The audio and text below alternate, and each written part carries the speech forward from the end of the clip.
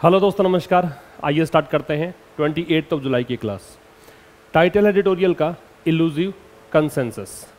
इसमें दोस्तों इल्यूजिव जो शब्द है वो एडजेक्टिव है और ये जो कंसेंसस दे रखा है ये एक नाउन है।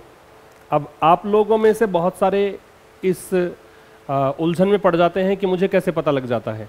तो ये देखिए, मैंने तो बहुत प्रैक्टिस की हुई है, मैंने काफ़ी दिनों से वीडियोस बना ही रहा हूँ, आपके सामने ही है, और इससे पहले से भी मैं पढ़ा ही रहा हूँ, तो मुझे तो ये चीज़ें आ गई प्रैक्टिस में।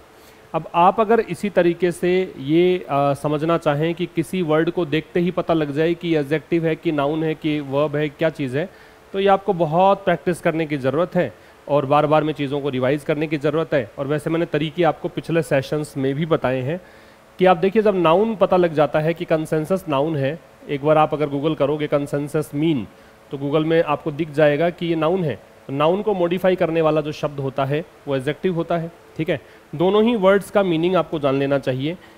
जो दे रखा है आपको इल्यूजिव, जिसे मैंने आपसे कहा कि एडजेक्टिव है, अब इसका जो मतलब होगा वो होगा इवेजिव।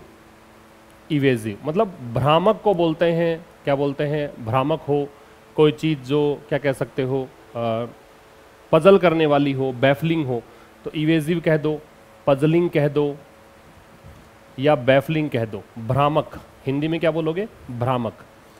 और एक दोस्तों आपको शब्द दे रखा है, कौन सा? कंसेंसस।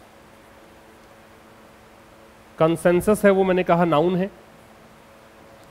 इसका मतलब क्या है? इसका मतलब है अग्रीमेंट। आप इसे अग्रीमेंट कह सकते हो, इसको कॉनकॉर्ड कह सकते हो, ये इसका मतलब है। कंसेंसस का मतलब सहमति होता है और इल्यूजिव का मतलब होता है भ्रामक होता है। तो भ्रामक सहमति है, आपस में जो एग्रीमेंट है आपका, जो कॉन्ट्रैक्ट है, वो एक्चुअल में भ्रामक है, वो स्पष्ट नहीं है, वो पजल कर देने वाला है, वो बैफल कर देने वाला है। किसको लेकर लिखा गया है? एडिटोरियल लिखा गया है transparency and the state of India China ties. Ties का मतलब संबंध होता है, ट्रांसपेरेंसी पारदर्शिता होती है। तो पारदर्शिता और जो स्थिति है, स्टेट है, स्थिति है भारत और चाइना के संबंधों की, उसको लेकर एडिटोरियल लिखा गया है। आपसे कोई पूछे कि साहब यहाँ द कैसे लगा दिया, तो आप कहेंगे कि सर स्टेट जो है वो दे रखा है, किसकी स्टेट है? भारत और चाइना के संबंधों की स्टेट है, डेफिनेट हो गया, इसलिए द लग गया। आपसे पूछे कि ऑफ प्रेपोजिशन है, तो इसका ऑब्जेक्ट कौन सा है? तो टाइज यहाँ पे ऑब्जेक्ट है। टाइज किसके बीच में? भारत और चाइना के बीच में है। ठीक है, तो ये तो हुआ इस हेडलाइन का मतलब।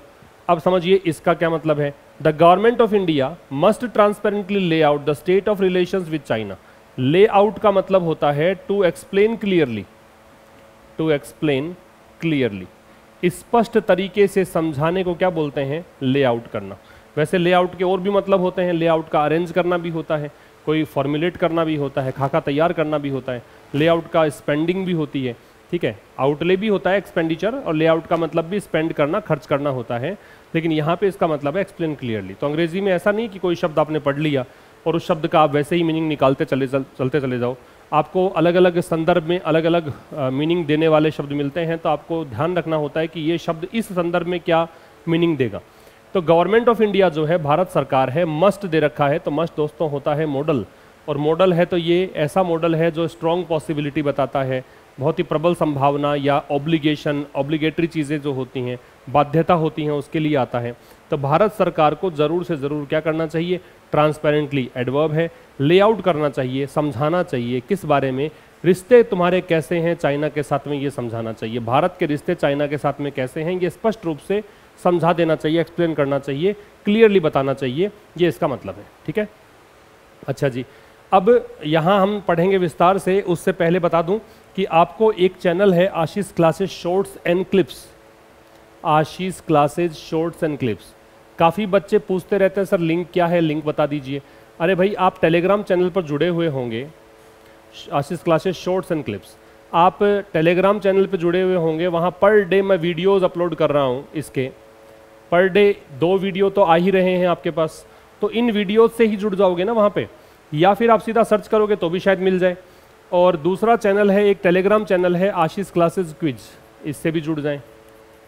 इसमें आपको पर डे क्वेश्चंस मिलते हैं, प्रतिदिन क्वेश्चंस दिए जाते हैं, प्रैक्टिस क्वेश्चंस। इससे आप जो भी आप तैयारी कर रहे हो किसी भी एग्ज़ाम की, उसकी आप प्रैक्टिस कर सकते हो कि कितना आपको आता है, वो आप देख सकते हो। ठीक है, तो ये 2 प्लेटफॉर्म्स पे आपको जुड़ जाना है।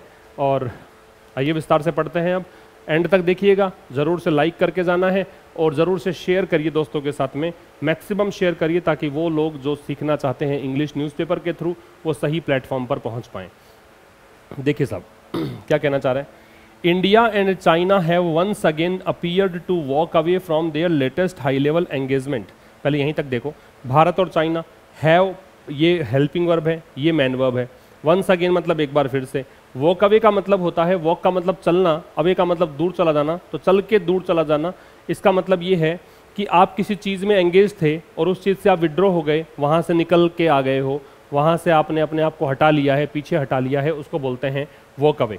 तो वॉक अवे का मतलब किसी चीज़ में शामिल होना बंद कर देना, stop being involved in something. लिख लीजिए, वॉक अवे ये एक फ्रेजल वर्ब है। कैसे पता लग रहा है फ्रेजल वर्ब है? तो ये देखो वर्ब है, ये आपका प्रेपोजिशन, हालांकि ये तो एडवर्ब है यहाँ पे, है ना। तो ये जब लग रहा है किसी भी वर्ब के साथ प्रेपोजिशन या एडवर्ब जुड़ता है तो हम उसको क्या बोलते हैं?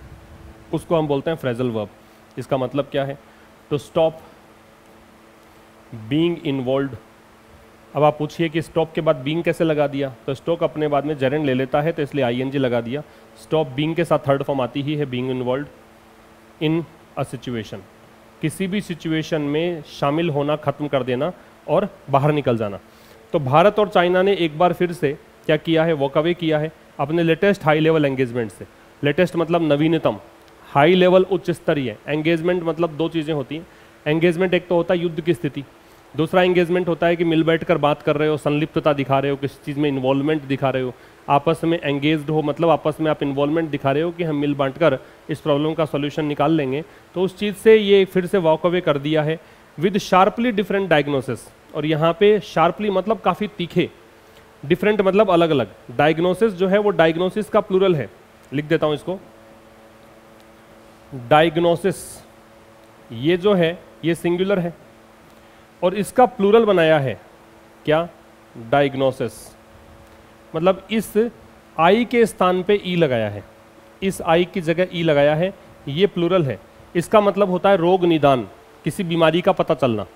तो भी इन्होंने ये बैठे हैं और बैठकर इन्होंने बात जब शुरू की कि भाई ऐसा है क्यों कि हमारे रिश्ते दिन प्रतिदिन खराब हो रहे हैं, तो इनके अलग अलग समझ में आया। भारत वालों के समझ में कुछ अलग आ रहा है, चाइना वालों के समझ में कुछ अलग आ रहा है, इसलिए कहा डिफरेंट डायग्नोसिस है। चूंकि अलग अलग डायग्नोसिस है, प्लूरल है, इस कारण से देखो ईएस दे रखा है इसमें लास्ट में। और व्हाट एल्स, एल्स का मतलब क्या है? एल है वो होते तकलीफ देना, ट्रबल करना। इसको हटा देता हूं मैं, एल, AIL ये क्रिया है, इसका मतलब है ट्रबल या अफ्लिक्ट, मुसीबत में डालना, परेशान करना। ट्रबल या एफ्लिक्ट, मुसीबत में डालना या परेशान करना। तो इनका अलग अलग यहाँ पे डायग्नोसिस सामने आया है कि क्या वो चीज़ है जो यहाँ तकलीफ में डाल रही है उनके रिलेशंस को, उनके रिश्तों को। फिर समझ लो, सबसे पहला काम इंडिया एंड चाइना सब्जेक्ट है, इंडिया एंड चाइना सब्जेक्ट है। तो इसकी वर्ब क्या है? इसकी वर्ब है आपके पास हैव और थर्ड फॉर्म। ठीक है, टू वॉक अवे इन, ये फिर से ऐसा लगा है, अपीयर हुआ है मतलब प्रतीत हुआ है कि ये वॉक अवे कर गए हैं अपने लेटेस्ट हाई लेवल एंगेजमेंट से।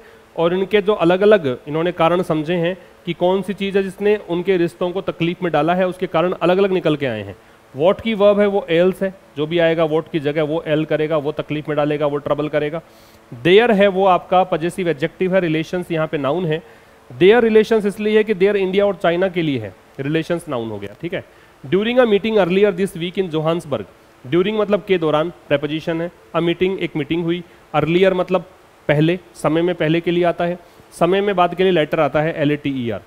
तो कह रहा है मीटिंग के दौरान, मीटिंग जो इस वीक में हुई जोहान्सबर्ग में, बिटवीन नेशनल सिक्योरिटी एडवाइजर, 2 व्यक्तियों के बीच मीटिंग हुई है, बिटवीन आया है।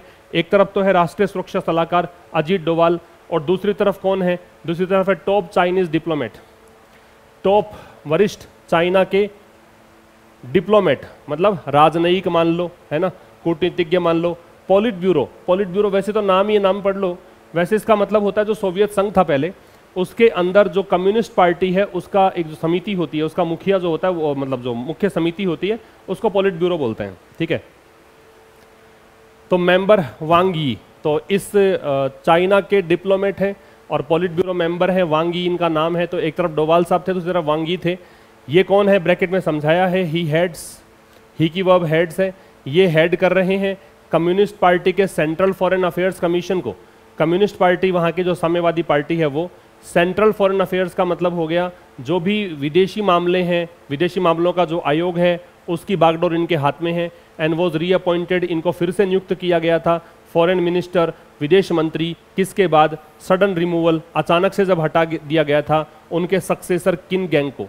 सक्सेसर मतलब इनके बाद में किन गैंग बने थे विदेश मंत्री, लेकिन अचानक से इनको हटाने के बाद फिर से इनको चुना गया, ये कह रहा है। ठीक है, तो बहुत सिंपल सी बातें ये है कि अभी हाल फिलहाल एक इसी वीक में शुरू में एक मीटिंग हुई थी जोहान्सबर्ग में। तो जहाँ मीटिंग हुई है वो देखो जगह का नाम है, एक ही स्थान दे रखा हो तो इन लगता है। जब दो जगह आ जाती, जोहान्सबर्ग और फिर लिख दिया साउथ अफ्रीका, तो जोहान्सबर्ग हो जाएगा छोटा स्थान, तो वहाँ पे एट आएगा, फिर साउथ अफ्रीका से पहले इन आएगा, ये ध्यान रखना है। तो ड्यूरिंग प्रेपोजिशन है, प्रेपोजिशन है तो ये इसका ऑब्जेक्ट है, नाउन है, ए डिटर्मिनर है, अर्लियर है वो डिटर्मिनर होता है वैसे। ठीक है, और this week this demonstrative adjective है। एडजेक्टिव इसलिए है क्योंकि आगे नाउन दे रखा है, अगर आगे नाउन नहीं होता तो यहाँ पे दिस जो है वो डेमोन्स्ट्रेटिव प्रोनाउन होता। जोहान्सबर्ग में इन प्रेपोजिशन है, ये इसका ऑब्जेक्ट है, जगह का नाम है, प्रॉपर नाउन है, प्लेस है, बिटवीन प्रेपोजिशन है, national security adviser Ajit Doval, ये आपका नाउन हो गया। एंड आता है बिटवीन के साथ में, एंड लगा हुआ है। टॉप डिप्लोमेट जो हैं और पॉलिट ब्यूरो मेंबर हैं वांग यी, इन दोनों के बीच मीटिंग हुई। इस वांग यी के बारे में बताया गया है कि ये आदमी जो है कम्युनिस्ट पार्टी को हेड करता है, जो कि कम्युनिस्ट पार्टी की जो सेंट्रल फॉरेन अफेयर्स कमीशन है उसको ये हेड करता है और इसको रीअपॉइंट किया गया था। किन गैंग जो इनके बाद विदेश मंत्री बने थे, इनको सडन रिमूवल के बाद इनको फिर से यहाँ पे इस पद पर बैठाया गया था। मिस्टर डोवाल हाईलाइटेड, हाईलाइटेड का मतलब है दर्शाया है, हाईलाइट करने का मतलब इन्होंने इस चीज़ को थोड़ा सा उजागर किया है, थोड़ा सा इसके मुख्य अंश बताए हैं। क्या? इंडियाज कंसर्न्स, भारत की चिंताएं। देखो याद रखो, जब भी अपोस्ट्रोफे लगाते हो, ये जो ऊपर कॉमा लगाते हो, जो शब्द इसके बाद में होता है वो भी नाउन होता, मतलब जो शब्द जुड़ा हुआ होता है अपोस्ट्रोफे के पहले वो भी नाउन होता है और बाद वाला शब्द भी नाउन होता है। तो मिस्टर डोवाल ने हाईलाइट किया भारत की चिंताओं को। चिंता किस बारे में है? सिचुएशन के बारे में। सिचुएशन कहाँ पर? लाइन ऑफ कंट्रोल पर। अलोंग मतलब सहारे सहारे। ठीक है, जब दो चीज़ें कांस्टेंट होती हैं और पैरेलल चलती हैं, जब दो चीज़ें ऐसे कांस्टेंट हो और पैरेलल चले तो सब अलोंग लगाते हैं। अगर दोनों ही मूविंग होती हैं तो अलोंग विद लगाते हैं। ठीक है, याद रखिएगा। तो जो LAC पर, मतलब जो लाइन ऑफ एक्चुअल कंट्रोल है, भारत और पाकिस्तान के बीच जो सीमा उसको LOC बोलते हैं, भारत और चाइना के बीच जो बॉर्डर है उसको LAC बोलते हैं। तो LAC पर भारत की जो चिंताएं हैं उसको उजागर किया है। किस बारे में? स्थिति के बारे में। चाइनाज एक्शंस ही सेड, उन्होंने कहा, किन्होंने? अजीत डोवाल ने। ही यहाँ पे अभी जो अजीत डोवाल के लिए है और प्रोनाउन है क्योंकि अजीत डोवाल नाम था, नाम के स्थान पर हमने कुछ लगाया है, तो किसी नाउन के स्थान पर जो भी शब्द लगाते हो प्रोनाउन कहलाता है। तो चाइना के जो एक्शंस है, चाइना के जो कार्य हैं, उन्होंने कहा कि हैड इरोडेड, इन एक्शंस ने, ये ही की वर्ब सेड है और इरोडेड जो है, हैड इरोडेड, ये एक्शंस की वर्ब है ना। हैड इरोडेड पास्ट परफेक्ट है। इरोड क्या होता है? इरोड का मतलब होता है कमजोर करना। इरोड का मतलब क्या होता है? कमजोर करना। कमजोर करना मतलब वीकन करना, या क्या कह सकते हो? डिबिलिटेट करना, कमजोर करना। तो इन काम ने, जो भी ये एक्शंस चाइना के चल रहे हैं, ये जो कार्य चाइना कर रहा है, इनसे कमजोर हुआ है क्या? Public and political basis. Public सार्वजनिक, पॉलिटिकल राजनीतिक, बेसिस आधार ऑफ टाइज रिश्तों का। तो भारत और चाइना के जो रिश्ते हैं उनका जो आधार है, पॉलिटिकल और प्राइवेट जो पब्लिक आधार है, वो कमज़ोर हुआ है चाइना के कार्यों से। ही ऑल्सो स्ट्रेस्ड, ही फिर से अजीत डोवाल के लिए प्रोनाउन है, ऑल्सो है वो एडवर्ब है और ऑल्सो का प्रयोग हम मैन वर्ब से पहले करते हैं। ऑल्सो का प्रयोग मैन वर्ब से पहले करते हैं, तो ये आपकी मैन वर्ब है। स्ट्रेस का मतलब जोड़ देना होता है।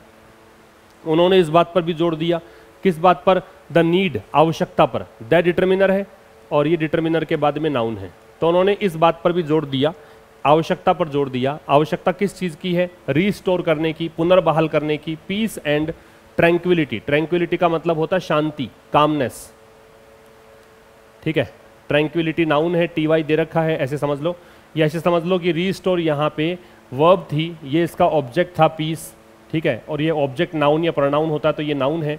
एंड कंजंक्शन है और एंड के पहले बाद दोनों चीज़ें सेम आती है तो ये भी नाउन है। ठीक है, तो उन्होंने इस बात पर भी जोर दिया, स्ट्रेस दिया। स्ट्रेस के बारे में एक बात आपको ध्यान रख लेनी चाहिए, स्ट्रेस दो तरीके से काम करेगा, एक तो क्रिया के रूप में आएगा और एक स्ट्रेस नाउन के रूप में आएगा। अगर ये वर्ब के रूप में आता है तो इसके साथ कोई प्रेपोजिशन नहीं लगाते हैं, क्योंकि ये ट्रांजिटिव वर्ब होता है, सीधा ऑब्जेक्ट लेता है अपना। और नाउन के रूप में आता है तो इसके बाद ऑन लगा देते हैं, अगर आगे ऑब्जेक्ट दे रखा हो तो। ठीक है, तो इन्होंने स्ट्रेस दिया किस बात पर? आवश्यकता पर। आवश्यकता किसकी है? आवश्यकता है रिस्टोर करने की, पुनर्बहाल कर। रिस्टोर का मतलब फिर से उसी स्थिति में ले आना। पीस और ट्रैंक्विलिटी, शांति, है ना। पीस का मतलब भी शांति है, ट्रैंक्विलिटी का मतलब भी शांति है। थोड़ा फर्क इसको ऐसे मान लो, पीस का मतलब थोड़ा सा एक बौद्धिक स्तर पे शांति को बोलते हैं, ट्रैंक्विलिटी का मतलब वहाँ कोई शोर शराबा नहीं हो, कोई झगड़ा नहीं हो, ठीक है, उस शांति को बोलते हैं। थोड़ा सा ये बहुत बड़ा स्तर जो होता है शांति का, एक एक्सट्रीम लेवल होता है, उसको ट्रैंक्विलिटी बोलते हैं। इन द बॉर्डर एरियाज, कहाँ पर? जो सीमा क्षेत्र हैं वहाँ पर, बॉर्डर एरियाज है वहाँ पे। So as to, so as to का मतलब होता है in order to. In order to का मतलब है के उद्देश्य से। उद्देश्य क्या है? उद्देश्य है रिमूव इम्पेडिमेंट्स, ताकि क्या हो सके? ताकि इम्पेडिमेंट्स, इम्पेडिमेंट्स का मतलब होता है हर्डल्स या हिंड्रेंस, रुकावट या बाधा, ताकि बाधाओं को दूर कर सकें। बाधा किसकी है? टू नॉर्मलसी, नॉर्मलसी के मार्ग में, कि वापस से सामान्य हालात, नॉर्मलसी नॉर्मल से बना है, सामान्य हालातों में जो बाधाएं हैं उनको हटाया जा सके। इन बायलेटरल रिलेशंस, किस में है ये बाधाएं? बाधाएं हैं द्विपक्षीय रिश्तों में। बायलेटरल एडजेक्टिव है, जिन वर्ड्स के एंड में एल आता है वो एडजेक्टिव होते हैं, रिलेशंस यहाँ पे नाउन है, तो द्विपक्षीय रिश्तों में। द चाइनीज रीड आउट, ये तो भारत की तरफ से था। अब चाइना की तरफ से जो ऑफिशियल स्टेटमेंट आया, रीड आउट का मतलब क्या होता है? Official statement.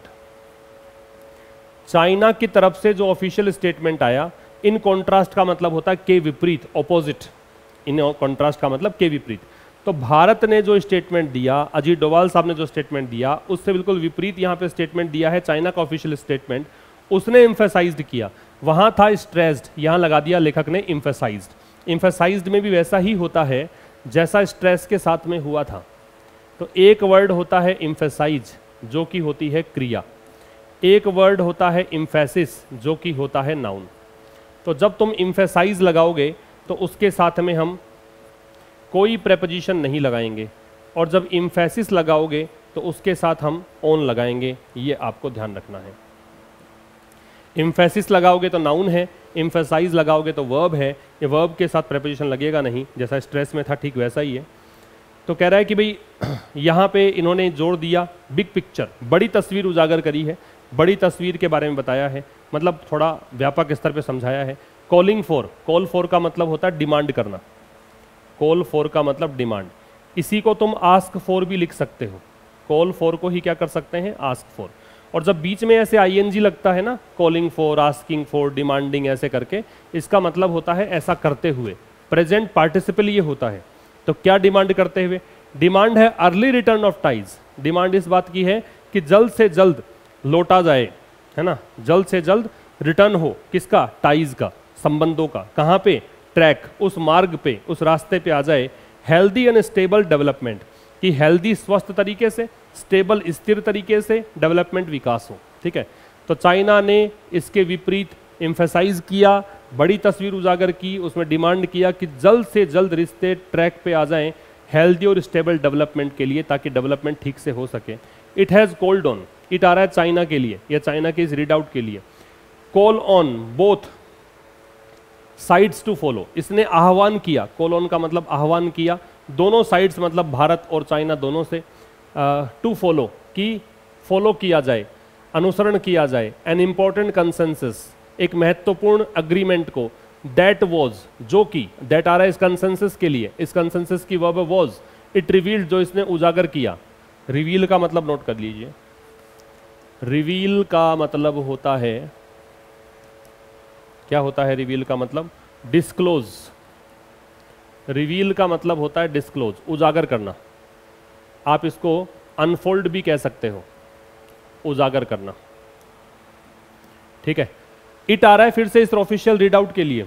ठीक है, तो कह रहा है कि दोनों ही साइड से कॉल ऑन किया है, आह्वान किया है, कहा है कि एक इंपॉर्टेंट कंसेंसस, एक महत्वपूर्ण अग्रीमेंट, जो कि इसने रिवील किया, इसने उजागर किया कि रीच किया गया था, एक अग्रीमेंट हुआ था।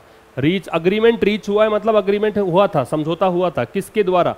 प्राइम मिनिस्टर नरेंद्र मोदी और प्रेसिडेंट शी इन मतलब जो चाइना के राष्ट्रपति हैं, भारत के प्रधानमंत्री हैं, इन दोनों के द्वारा ये अग्रीमेंट हुआ था, है ना। कंसेंसस वॉज रीच्ड, ये पैसिव वॉइस है, वॉज के साथ थर्ड फॉर्म।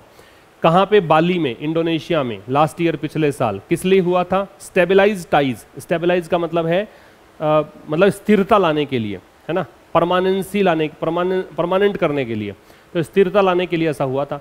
दिस क्लेम्ड, इसमें दावा किया गया है, मतलब इस रीड आउट ने, इस ऑफिशियल रीड आउट ने दावा किया है, बाली कंसेंसस, ये इसकी वर्ब है, बाली कंसेंसस, जो बाली के अंदर समझौता हुआ था, had not been previously disclosed, इसको पहले डिस्क्लोज नहीं किया गया। डिस्क्लोज का मतलब वही रिवील करना, इसको पहले उजागर नहीं किया गया था किसी भी साइड के द्वारा। इधर इसलिए आ रहा है कि दो साइड है, एक भारत है और एक चाइना है, ना भारत ने उजागर किया ना ही चाइना ने किया, तो किसी भी साइड ने उजागर नहीं किया था। पैसिव वही से फिर से बीन के साथ थर्ड फॉर्म है, प्रीवियसली यहाँ पे एडवर्ब है। The ministry of external affairs, जो विदेश मंत्रालय है, which started they only exchange courtesies, which stated, state का मतलब होता कहना, है ना, बयान देना, स्टेटमेंट देना। तो जो विदेश मंत्रालय है, भारत का विदेश मंत्रालय, उन्होंने कहा था कि उन्होंने केवल शिष्टाचार भेंट की थी। कर्टसी जो होती है वो शिष्टाचार होता है, एक्सचेंज का मतलब अदला बदली करना, बस हाथ मिलाए थे, हेलो हाय हुआ था, शिष्टाचार भेंट हुई थी। हैज सब्सिक्वेंटली कंसीडेड, अब ये मिनिस्ट्री ऑफ एक्सटर्नल अफेयर्स जो है इसकी वर्ब है हैज कंसीडेड। कंसीड का मतलब होता है स्वीकार करना, अग्री होना, ठीक है, और सब्सिक्वेंटली का मतलब होता है कॉन्सिक्वेंटली, मतलब आफ्टरवर्ड्स।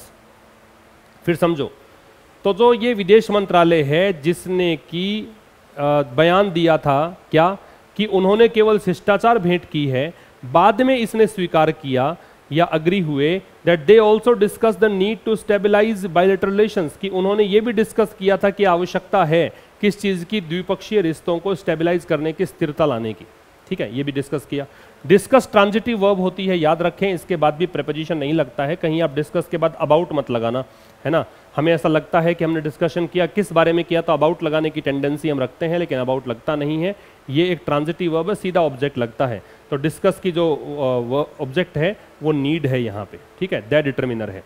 तो ये था दोस्तों आज के इस एडिटोरियल में। मंडे टू फ्राइडे हम डिस्कस करते हैं द हिंदू एडिटोरियल। कल सैटरडे है, तो कल एक नया सेशन आपको मिलेगा इसी समय 5 बजे। एक सुबह सेशन भी मिल रहा है आपको ट्रांसलेशन का, सुबह 7:15 बजे, 7:15 पर, वो सेशन भी देखा करें। वहाँ पर आप हिंदी टू इंग्लिश ट्रांसलेशन सीख रहे हैं, यहाँ पे आप मंडे टू संडे एक अलग प्रकार से अंग्रेजी सीख रहे हैं। तो ये सब प्रयास आपके लिए है, आपके भले के लिए है कि इंग्लिश इंप्रूवमेंट इस तरीके से हो सकता है।